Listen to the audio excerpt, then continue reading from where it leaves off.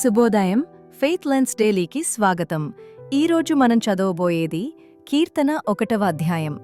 నీ జీవితాన్ని దారిచూపే 2 మార్గాల గురించి చెప్పే కీర్తన. ధన్యుడు ఎవరు? దుర్మార్గుల ఆలోచనలను అనుసరించనివాడు, పాపుల మార్గంలో నిలవనివాడు, హాస్యకారుల సంఘంలో కూర్చోనివాడు. కాని అతని ఆనందం యెహోవా ధర్మశాస్త్రములో ఉంటుంది.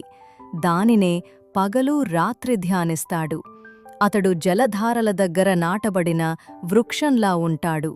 కాలంలో తన ఫలమిస్తాడు, ఆకు వాడిపోదు. అతడు చేపట్టిన ప్రతి పని దేవుని దయతో విజయవంతమవుతుంది. దుర్మార్గులు అట్లే కారు, వారు గాలికి ఎగిరిపోయే చెదరలా ఉంటారు. యెహోవా నీతిమంతుల మార్గాన్ని కాపాడుతాడు, దుర్మార్గుల మార్గం నశించిపోతుంది. ఈరోజు నీ అడుగులు ఏ మార్గం వైపు వెళ్తున్నాయి?